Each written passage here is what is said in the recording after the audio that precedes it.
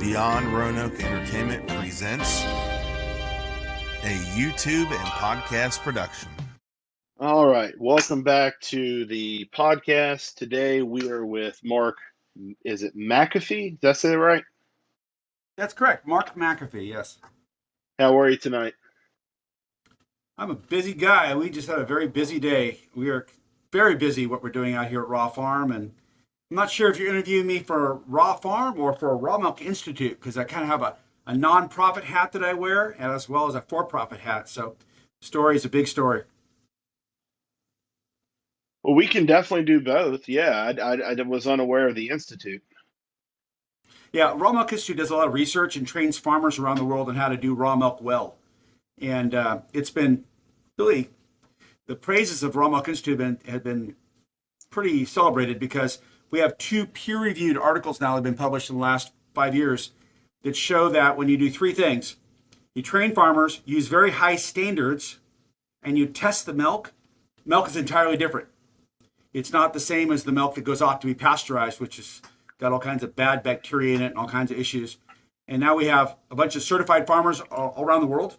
And we have peer-reviewed PubMed published articles, which are considered the Bible of the literature and the science.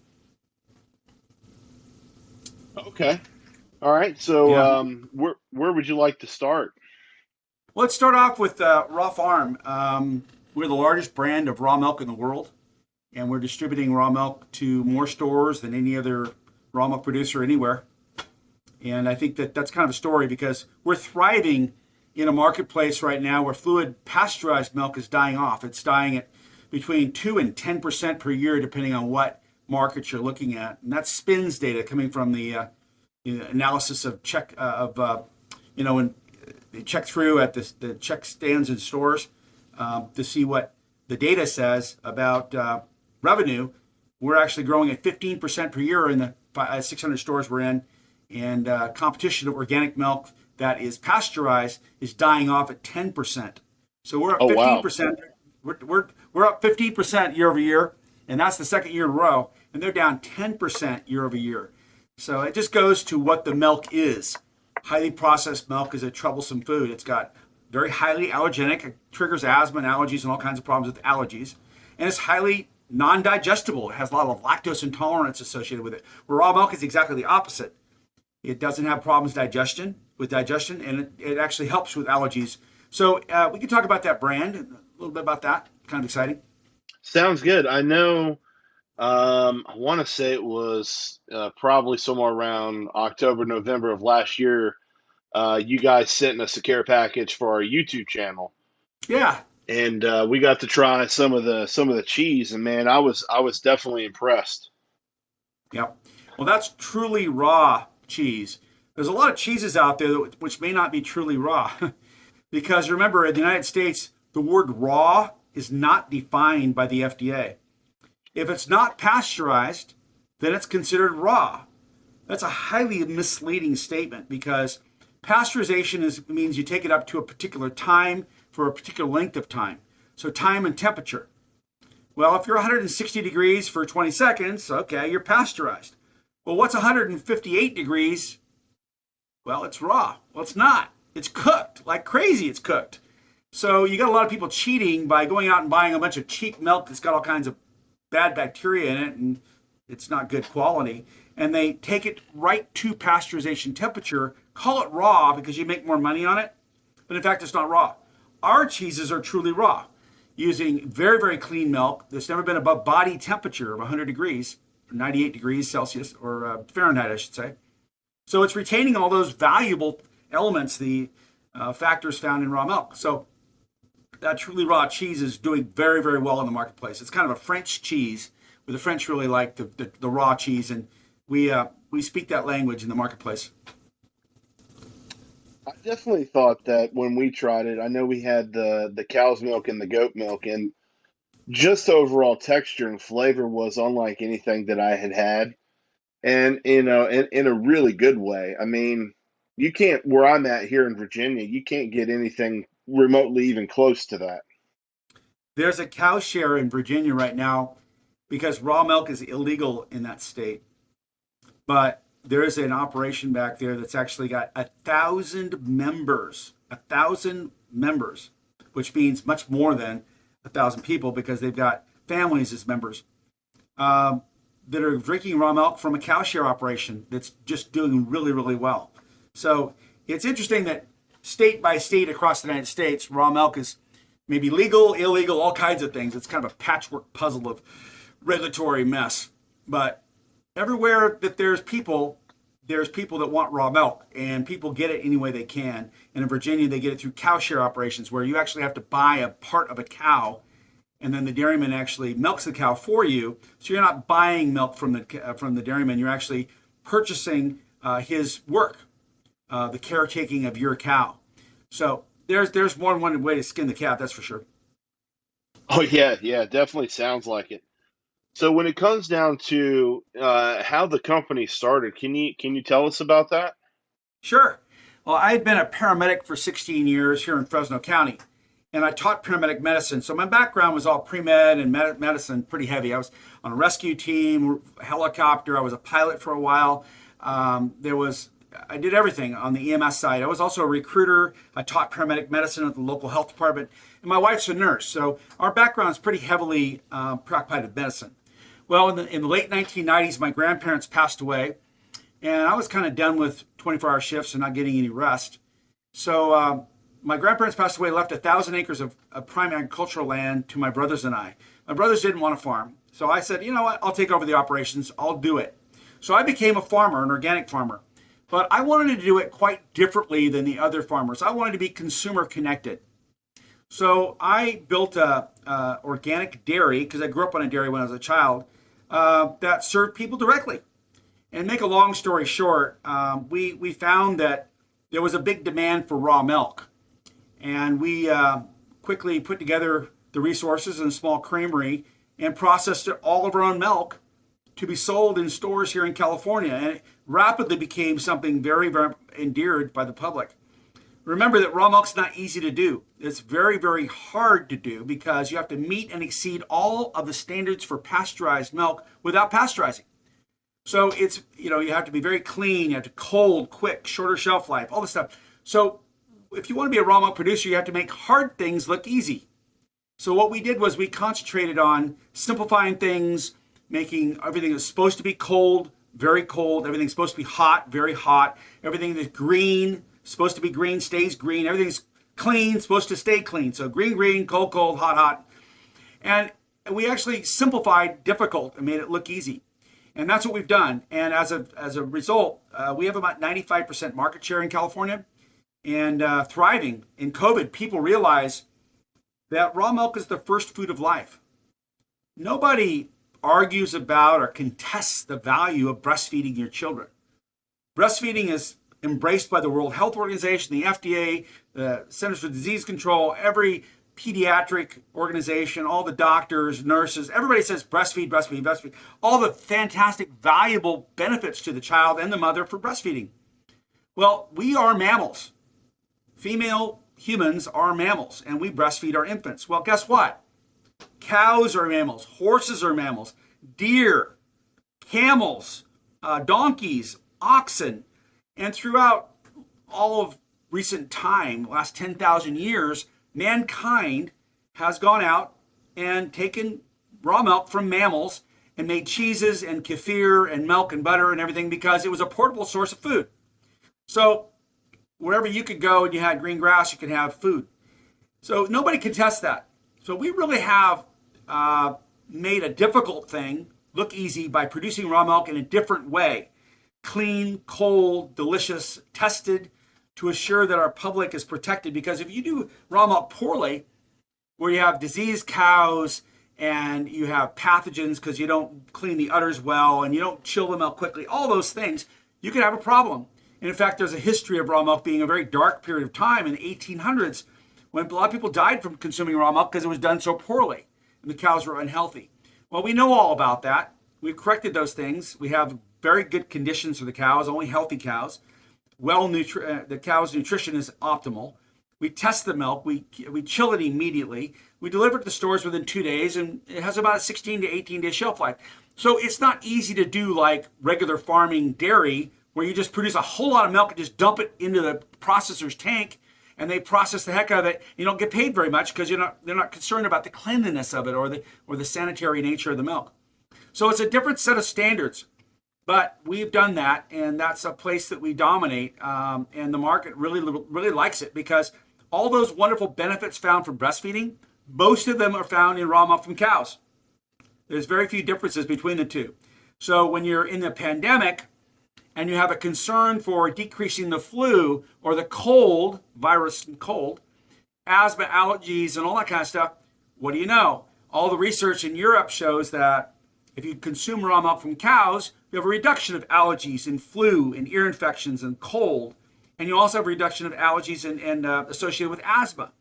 So there's a lot of medical aspects to consumption of raw milk, which are not well appreciated for raw milk from cows, but extremely appreciated and embraced and encouraged from raw milk from humans, from breastfeeding. So a lot of the research we find in the United States is for breastfeeding, but it applies very much the same thing for cows, goats, sheep, and horses. And the European studies talk directly about raw milk. But in the United States, raw milk's not really researched much because big processors hate raw milk because it bypasses them. It goes from the farmer directly to the consumer, and they don't get to exploit it at all. The consumer gets the value and the farmer gets the value. So it's an entirely different food chain. Yeah, it definitely sounds like it's more complicated than the way you're explaining it, for sure. Yep. It's a complicated thing, but you could make it simple. You can keep it really simple, and it doesn't need to be complicated, but you have to embrace a different set of standards, and that's the important thing.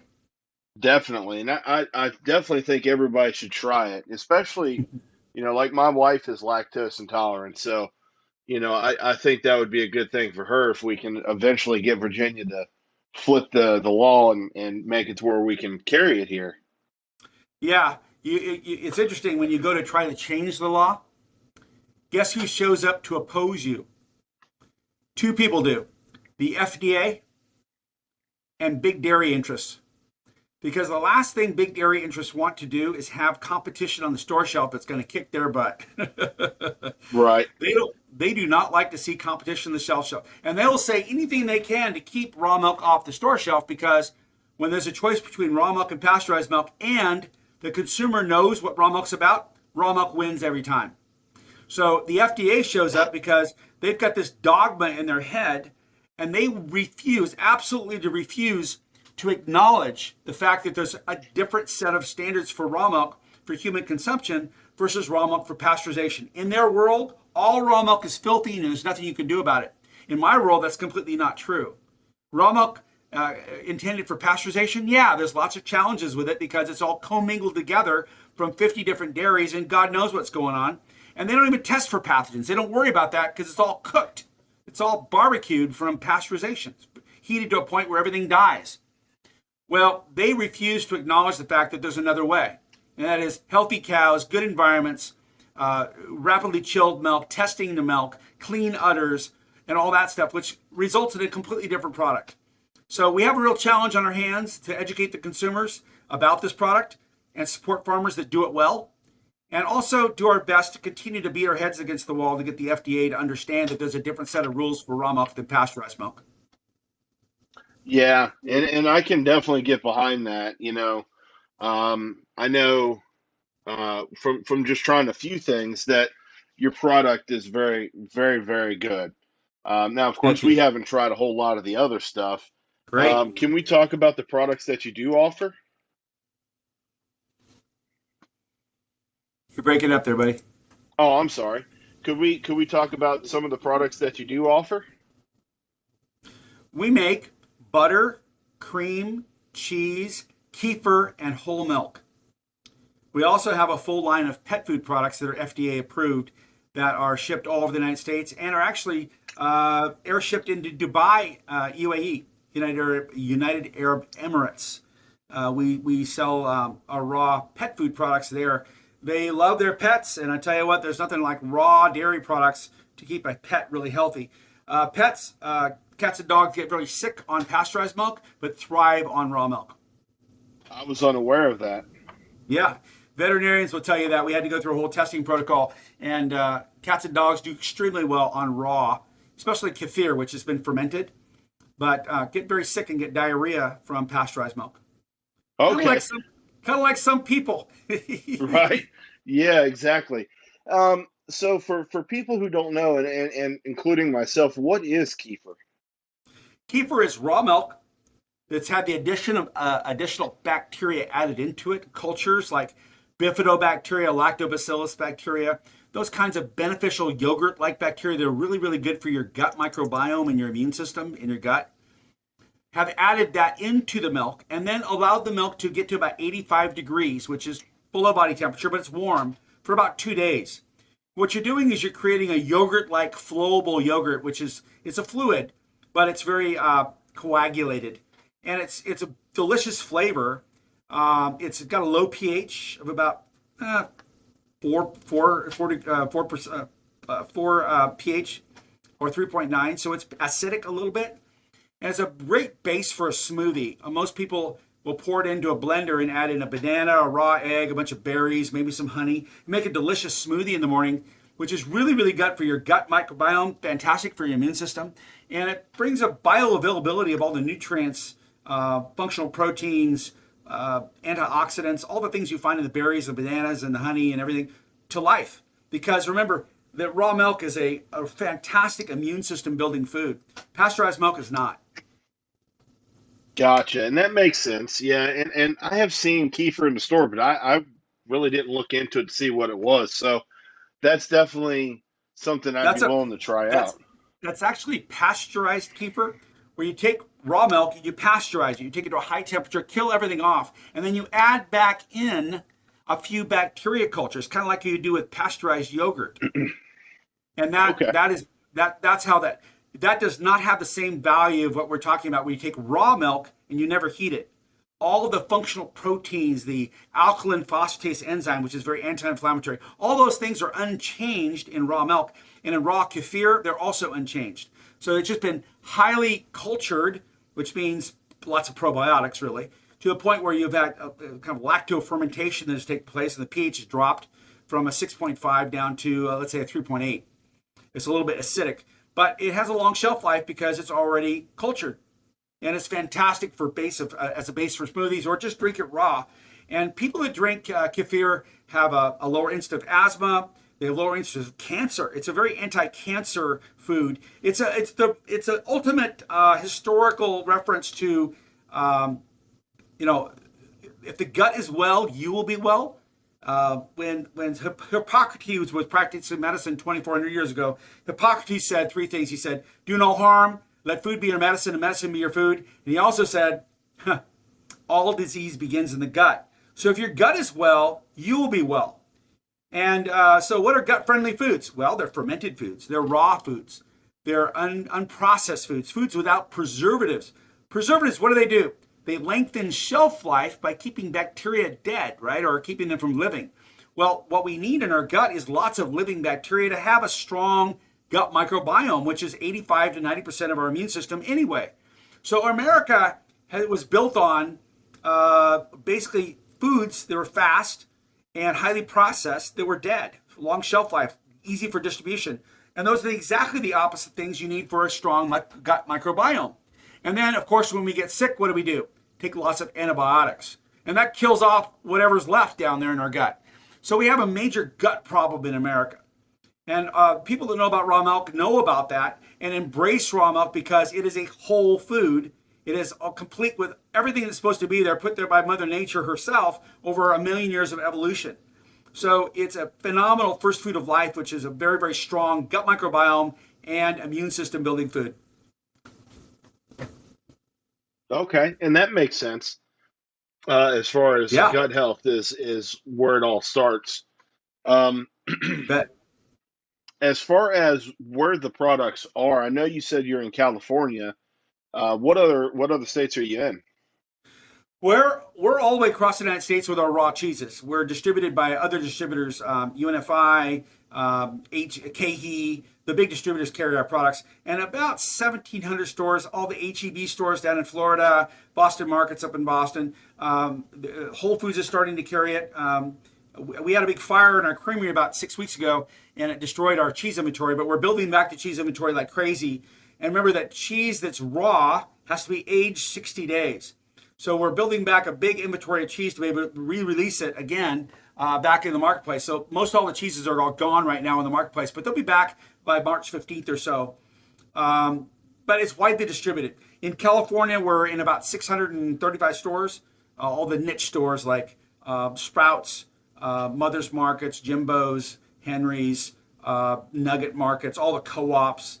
So we're broadly distributed on the natural food, of course, in California. But nationally, our raw cheeses are nationally distributed. But remember, the FDA will not allow us to take other raw dairy products across state lines except for raw cheese aged 60 days. So you see that all of our fluid products and our kefir and the butter and everything are only in California. Okay. Well, hopefully that'll change soon because I'd be interested in trying a few of those products. Well, we are in the middle of a 7-year legal battle with the FDA right now. We have them in the Ninth District Court of Appeals on raw butter, because raw butter and raw cheeses have basically the same kind of risk profile, extremely low. Raw butter doesn't have much moisture in it. It's all fat. And fat doesn't support the growth of pathogenic bacteria. When you add salt and you culture the butter, it really doesn't. And the studies are very clear. There's never been a death from raw butter in 100 years that we can find. The CDC has no deaths. All the deaths have been associated with pasteurized dairy products, not raw. Yes, there have been the fluid milk illnesses and some deaths back 30 or 40 years ago, but not recently. So raw butter is one of those products we believe should be allowed to go across state lines. And when raw cheese was the only thing permitted, in 1987, Judge Johnson sent down a opinion saying that raw milk was too dangerous to go across state lines. Unfortunately, the word butter never came up in that case ever. So it was just ignored and kind of lumped into the raw milk side, when in fact it should have been lumped into the raw cheese side. So we believe that we could very well prevail here in the next coming 6-8 months on an appeal against the FDA working against us on allowing raw butter to go across state lines. We think that we'll prevail eventually on that one. That's one brick out of the wall, and we have more bricks to go, but you take them out, you take a wall down one brick at a time. So we're working on that one. Definitely. And it sounds like you guys have a lot of really good products. Just got to break down the barriers little by little to try to get it out to the mass. You got it. And one thing that's doing it the most is your work, Joshua. Educating people, making them aware that there is an ultimate, whole, nutritionally dense food available to them that they may not know about, or may not be available to them, depending on the laws of your particular state. And so every year, another state law is changed to allow raw milk to be produced and sold. Montana this last year, in May of 2021, changed their law from raw milk to be completely illegal to completely legal overnight. It was Senate Bill 199. And we've been up there in Montana helping producers produce raw milk safely, and actually installed a lab on one of the farms to allow on-farm testing of milk. And as a result, their milk up there is doing really, really well. But over time, with the internet the way it is, and podcasts and people sharing information back and forth all over the place, and there's a lot of influencers. You're one of them. But you got Tori Spelling, who's a movie star. She's got 5 kids on her raw milk, and she just loves it. She tells everybody all the time. And Julia Roberts, and it just goes on and on of the people that love our raw milk, and raw milk being consumed by others in other states as well, that's being produced well in the local communities. It's a matter of time between the social uprising and people saying, wait a minute, you've got to acknowledge that we as free Americans should have the right to buy raw milk, especially when it's as safe as it is, produced intentionally for human consumption. And this is a matter of time, a matter of pressure. And, it's interesting that on the big CAFO, the confinement animal feeding operations, the big dairies that have 5, 10, 15,000 cows, they they're losing. They're not winning. They're not doing well at all on fluid milk at all. The pasteurized milk is dropping 2 to 3% per year because it's so allergenic and hard to digest, where our milk is growing at 10 to 15% per year. So if you're losing that many dairies every year and your marketplace is losing market share that much, it's not that long before you just see a whole flag of surrender saying, screw it, bring raw milk, who cares? Because the fluid milk on pasteurized side is so weak. So you see it dying out over time. Yeah, and it also sounds like when it comes down to the fluid milk, you have more nutrients that the body actually needs versus stuff like, the whole milks and things like that, the pasteurized milks that they just don't have. Correct. If you look at pasteurized milk, yes, there's sugar there. There's lactose sugar. But there's no enzymes to help digest it. Yes, there's some minerals there, but there's no raw fats to help digest the minerals. So bioavailability is very reduced. The proteins have been completely denatured. The bacteria are completely dead, very dead. They've been cooked and lysed so that the bacteria actually break open the internal cell contents spilled all over the place. So it's very allergenic. Your body sees it as something dead that needs to be gotten rid of like waste. So you have a mucus reaction. So lactose intolerance, mucus reactions, allergies, all those kinds of things are a side effect of pasteurization. And that is not what we see in raw milk that's produced well, where you have enzymes that are completely active. The proteins are not denatured. The amino acids are all there and functional. Everything is bioavailable. Nothing is denatured to be long shelf life. Everything's ready to be broken down in the gut and made available today, tomorrow. And so it's a nutrient-dense food. In fact, it's interesting, when you go to the USDA website for the guidelines for Americans, the dietary guidelines, the first thing you see at the dietary guidelines at the USDA, what is the first thing you see? A mother breastfeeding her baby. And they go on about how fantastic it is to breastfeed your children. Well, guess what? That's raw milk, everybody. They're just talking about one species of mammals, humans, drinking raw milk as babies. Well, guess what?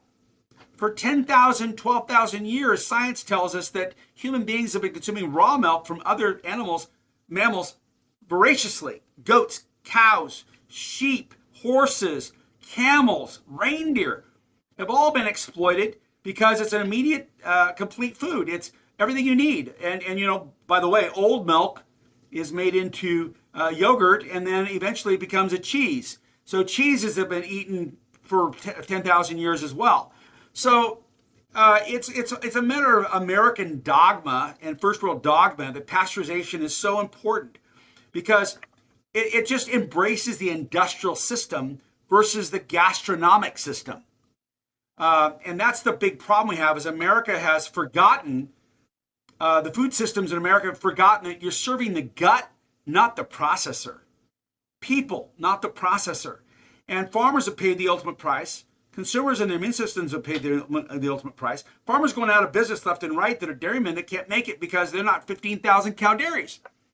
And so we have a culture shift. We've already started to make it here in California. We made it in other states, Pennsylvania, a lot of cultural shift there, Washington State, Arizona. Raw milk has become more normalized and mainstream. But still, pasteurization reigns supreme because that's where the industrial voices are, and that's where the power is with the FDA. So, can we touch a little bit on the testing and how you Sure. you said you guys were setting up labs and whatnot with other dairy farmers. Can we touch a little bit on how that aspect works? Yes. Well, there are bacteria found in raw milk which are indicators of sanitation. And you can use a 3M Petri film system, which is about $1.50 to $2 per test, which is very inexpensive. It can be done on the farm, and you get results in about 16 to 18 hours. So you take a milliliter of milk, which is 1 cc of milk, and squirt it onto this Petri film, and you put it into an incubator at 103 to 140 degrees temperature, Fahrenheit, which is just above body temperature, and you incubate it for, better part of a day. Well, then you can take it out of the incubator and look at it and say, okay, our milk is clean, or it's not clean, or what degree of clean is it? And it tells you whether you've done a good job of milking your cow, whether the milk is healthy or not. So those kinds of tests could be done on farm. Now, we do more advanced tests than that at Raw Farm because our liability is so high. and we want to really protect our brand, we take our milk down to a local lab, Food Safety Network in Fresno, and they run a whole series of tests on the milk, not only for coliforms, which are sanitary indicators, but also do standard plate count, total bacteria count, as well as pathogenic bacteria. And we test E. coli 0157H7 every day. We test Salmonella, Listeria, and Campylobacter every week. So we're all over that testing to make sure nobody's going to get sick. And we haven't had problems with raw milk in California for the last decade. Yes, we had some problems when we first started because we didn't have that kind of system available. But now we've got Bax PCR, we've got IQ Quick, we've got BioRad, all kinds of really cool technologies, which gives us information about pathogens very quickly within 18 to 24 hours. And so we do what's called test and hold.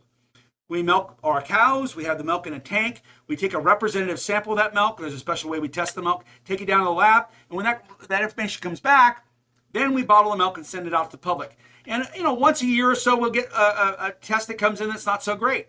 And what's really cool about that is we've identified how those tests go that way. We recognize that most of the tests that come in not so great once or twice a year is coming from cows that just gave birth to their calf. So we've actually gotten better and better over time, recognizing that you don't milk the cows that are just fresh into the milk tank that's intended for human consumption. We divert that milk to a cheese vat for 60 days. And so we don't have that risk in cheese, don't have that risk in butter, but we do have that risk in raw milk. So we've become very, very good. We've become very, very good at risk management and understanding where the risks come from and then diverting that milk so we don't have that risk in fluid milk. And we do that with not only looking at the cows, we also look at the science behind testing the milk. It's a very integrated program, let's put it that way. That's awesome. Yeah, So, it is. You touched a little bit on the institute that you guys have. Can we dive into that?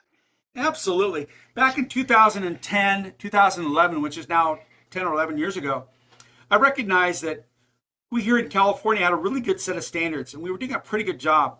But there were some other farmers in other states that were really having a hard time, didn't know what they're doing, didn't understand about hot water needed and soapy water to clean things, didn't understand about how to make sure that cows were healthy, didn't understand about farm testing, all that stuff we do all the time. So we put together a nonprofit organization called the Raw Milk Institute, and it's rawmilkinstitute.org, and we call it RAMI. Raw Milk Institute, short name or nickname is Rami. And we got some PhDs involved. We got a veterinarian, Dr. Katrina Berg. We had Dr. Ton Bars. We had other people. We had consumers. We had professors. We had all kinds of people, myself, a couple other producers that formed the board. And we went about setting standards. We kind of used the California standards and we tweaked it a little bit to make it a little bit tighter and better than the California standards. And we went about vetting those standards. We asked farmers for their opinions and consumers and veterinarians all around the world to give us their critique. And from that, we came up with something we called the common standards. The common standards are used universally around the world. They're used in Great Britain. They're used here in Canada, the United States, down in Queensland and in Australia and New Zealand for people that want to produce raw milk, which is very, very low risk. And so from that time forward, we started certifying farmers and training farmers on how to produce raw milk. We've trained over 1,000 farmers nationally and internationally to produce raw milk using the common standards. We certified 35 of them. But the literature, the journals that have actually looked at the data, because we collect data from all of these farmers every month. So now we have all these bacteria counts, and it shows how clean our raw milk is and how pathogen-free the milk is, and that data is now published in journals. So we've been able to really make that really firm demarcation, that split of the pathways, so that the raw milk intended for pasteurization, it's got bad bacteria and all kinds of problems, but raw milk intended for people doesn't. And if it does, it's extremely rare that it ever was. I'm talking many, many years between having any problems. So it's exquisitely clean and very, very healthy and very whole. It's nutrient dense. So the Raw Milk Institute has done that. And as a result, the data we've collected has become part of the journal articles in PubMed, in Cambridge Press and PLOS and other places that actually talks about, as a reference, the data we have. So it makes farmers really happy because they can sleep at night. They know what the heck they're doing. There's a community of farmers that work together to help each other and grow the markets and educate consumers. We also have a lot of consumers that are very, very happy because they don't have to worry about the safety of raw milk. it's really, really low risk. And they're delighted with all the benefits they get because their asthma is less. They get less asthma, fewer colds and allergies. What's a cold? What's an allergy? Well, that means you have a strong immune system. And during COVID, we've thrived because people are seeking out whole foods that boost their immune systems. So strong immune system being really healthy is the underlying prevention against COVID and against colds, flu, all those kinds of things that would make you sick. So we are thriving in this current set of events going on right now. Isn't that amazing, though, how it takes a pandemic for people to realize what they're consuming is not healthy for them at all? You know, it's unfortunate that more people don't get that message, but you're right. A subset of people have gotten that message. And it's a growing, rapidly growing niche of people that really care about their health. And what is health? It's what you eat. It's what you do. It's the sunshine that radiates on your body. It's the relationships we have with others. It's our immune system. It's our gut microbiome. 85% of our health is our gut microbiome, which means whole food nutrition, right? Whole food nutrition.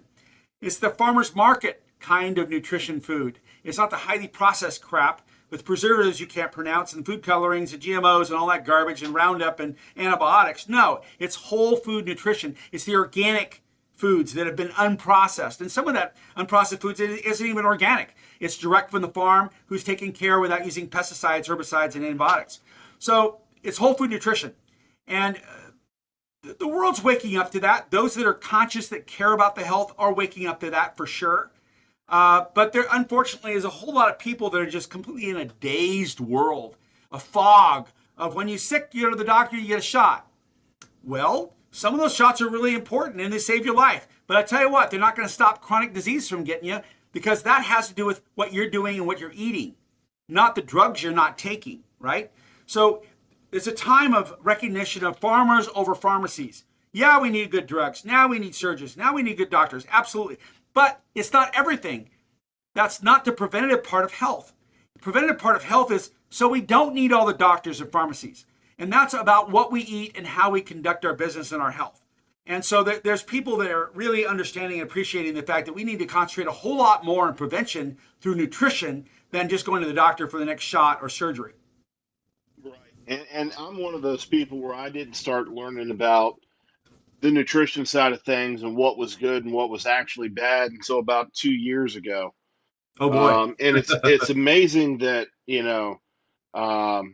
I've switched over to like a keto diet, so I had a lot of stuff that's extremely healthy for me, and it's amazing the way I feel now versus the way I felt 2 years ago, and That's right. Good along job. with the whole weight aspect of it too, as far as being at a healthy weight. Yep. Get your body mass index down where it's supposed to be, get your cardio where it's going. All those things are related to how you feel. If you feel lazy and lounge lizard, if you feel like a lazy lounge lizard, you're not going to feel very good about getting out and getting exercise and getting sunshine. But I'll tell you what, if you eat a whole food diet, your energy level is going to come way up. The immune system is going to be much stronger, and you're going to feel more like you're healthy, and you're going to want to do things that are healthy as well.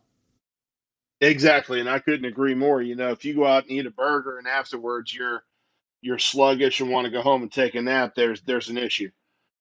And when you overdose on sugars, I mean the Yes. Pepsi and Coca-Cola and all that, it's just sugar overload. You're growing candida and yeast in your gut, and that's not helping you with your gut microbiome at all.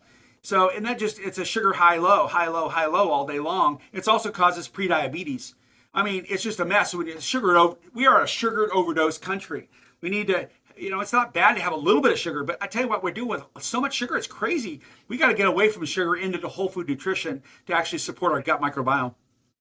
Yes, I couldn't agree more. And you're right. More and more people are starting to see the health benefits of eating things that are good for you. Just in the past, probably 12 months or so, with some of the local stores we have here, like Walmart, Kroger, some of the food lines and whatnot, they have started to carry more health conscious foods, more stuff that is good for you, and it's going to make you feel well, and it's going to help you not put on the pounds and get the things like diabetes, high blood pressure, things like that.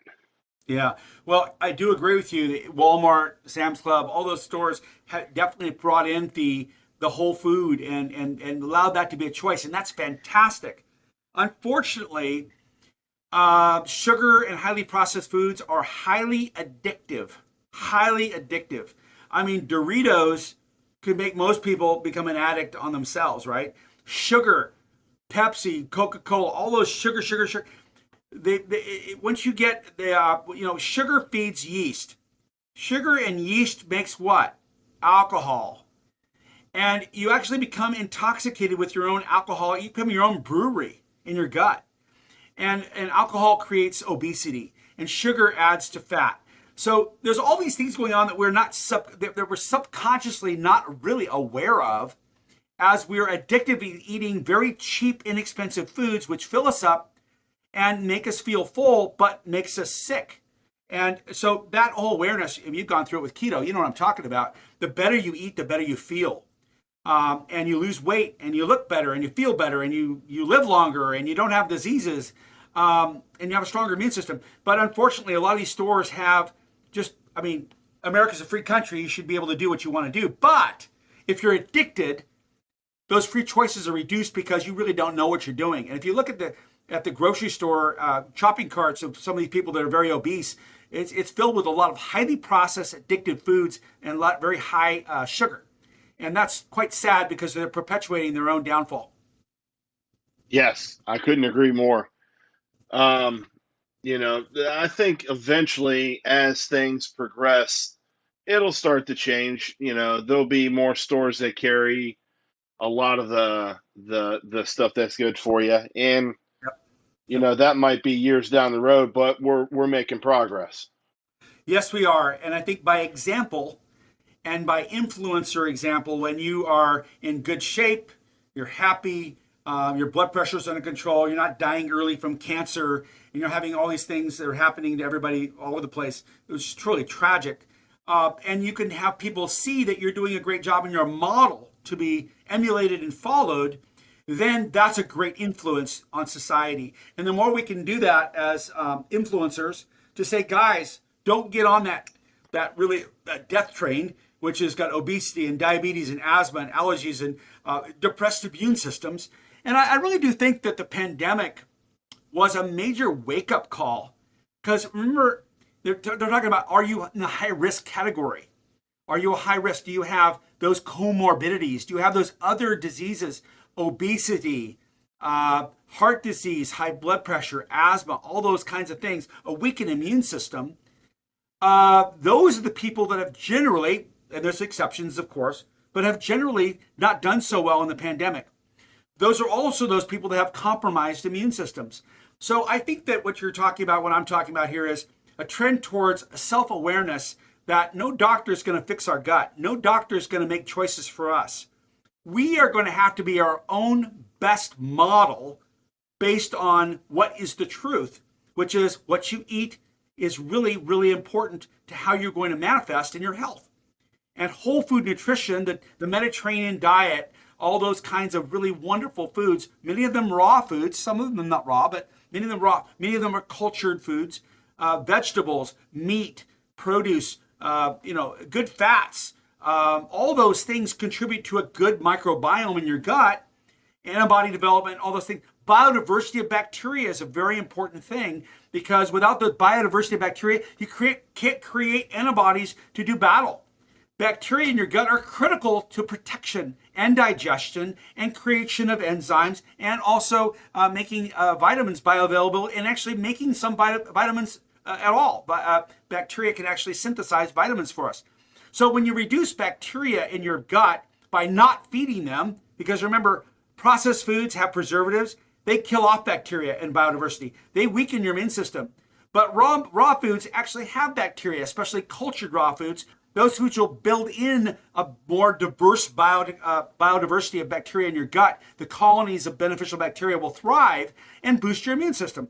So this is all really, really important, and it goes to the foundations of health. Yes, I couldn't agree more. As far as on your where people can find you, are you guys able to ship? Like across country. I know when you guys shipped the stuff to me, it had to be cooler outside, obviously, because it was, dairy product. But Right. Well, we shipped it to you as an influencer, and you were smart enough to open it up and tell the world about it. We really, really appreciate that very, very much. The thanks go out to you. Good job. But, yes, raw foods need to be consumed quickly or kept cold. Because if you allow a raw food to get warm, what's it want to do? Break down quickly. That's what it's supposed to do. When it gets warm in your gut, it breaks down quickly. That's what it's supposed to do. It's not supposed to sit around and have a long shelf life. It's gut friendly. It breaks down quickly for your gut life. So yes, raw milk, raw dairy needs to be kept cold down at mid 30s optimally to have a long shelf life, because when it gets warm, it breaks down quickly and bacteria start to multiply quickly, which is very important because you want bacterial growth in your food in your gut. Not necessarily on the shelf, because that shortens shelf life and creates a cultured product that comes out of that. But raw dairy needs to be kept cold before it starts to sour. Sours at about 16 to 18 days if it kept at 35 to 38 degrees Fahrenheit, which is pretty cold. It lasts a good 18 days when it's done well. But, raw milk is not intended to actually be consumed as a long-term food. It's okay if you have raw milk and you allow it to culture. It becomes kefir, and you can make kefir into cheese, and that'll be a forever food. Cheeses get better with time. 6, 8 months, 2 years, 3 years, you can just, the longer you keep it, the more sharp the cheddar becomes, the more delicious it becomes as it ages. So raw dairy becomes, literally, it's the first step of a perpetual food. The food of our great-great-grandparents that knew that when you cultured raw dairy, it becomes something you would overwinter. It would become a kefir or a butter or a cheese that could be aged for days or years or months or years. So these foods have been known by mankind for a long, long time.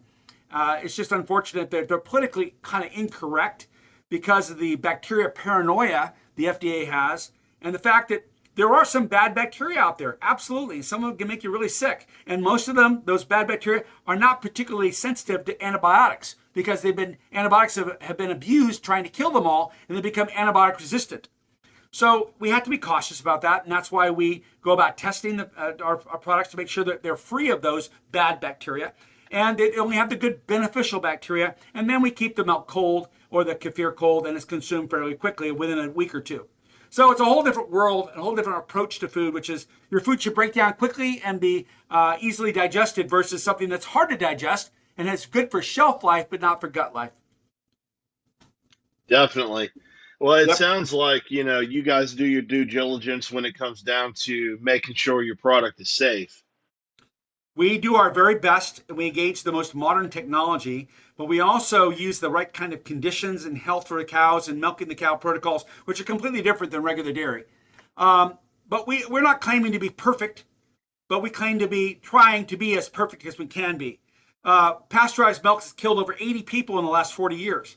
Listeria mostly, Listeria monocytogenes. So even pasteurization is not perfect.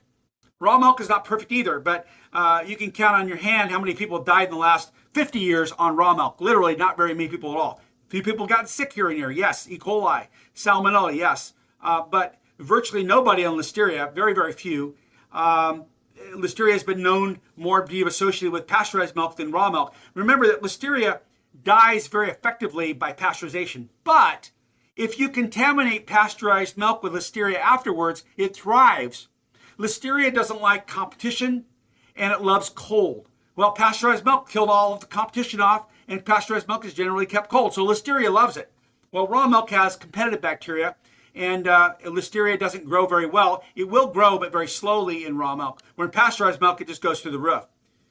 We've done some recent testing and studies with our milk, which is very clean, and inoculated it with 4 different pathogenic bacteria: Campylobacter, E. coli 157H7, Listeria monocytogenes, and Salmonella. It was interesting to note that you couldn't find the Campylobacter after 6 to 7 days. It died off. It couldn't be detected when kept cold. E. coli and Salmonella did not grow. It declined by 1 to 2 logs, so it went down significantly. But it was still there. Listeria was the only thing that would grow, and it grew by 1 to 2 logs. So that just shows how clean the milk was, and it's kept cold. So we test for all those things in our milk to make sure it's not present. Excellent. Yep. Now, Great for science. some of the people that want to be able to look up some of the products that you guys have, especially if they're in the areas that Yep. that carry the product, if they want to, like if they're in California or nearby, if they want to have it shipped in, where would they find you on social media or on the web? Raw Farm USA. Rawfarmusa.com. Rawfarmusa.com. Rawfarmusa.com. It has a whole thing going on with every social network. My daughter runs all of our Instagrams and Snapchats and Facebooks and everything else going on. Instagrams.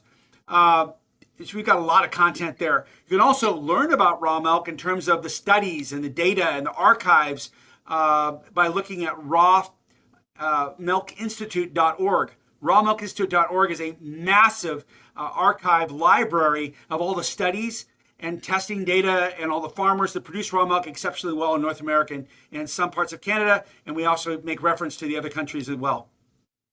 Excellent. So you definitely heard it here, folks. Definitely check it out. That way you can be informed on the benefits of raw products. Absolutely. Absolutely. Well, I definitely appreciate you taking your time out of your busy schedule to definitely to hop on here and talk to us about it and inform me a little bit more than what I was. Yeah. Well, education is a very, very high priority to me. We have a saying here at Raw Farm and Raw Milk Institute. You don't sell raw milk, you teach it. Why would anybody want to buy raw milk if they didn't understand it, right? Well, if you understood what raw milk is, that's how you sell more of it. And that's how more people can benefit from it. So it's an education outreach versus trying to sell it to anybody. At this point, we're not into sales. We're into education. I definitely agree, and I appreciate the information that you've given me. I mean, it's stuff I definitely did not know about, even down to the cultures that are in all the healthy products that you guys have. Absolutely. Absolutely. Well, it's my honor. And Joshua, thank you for inviting me on. I really appreciate the time to talk to your audience and educate about raw milk. Definitely. Thank you very much. I hope you have a good night. You too. Take care.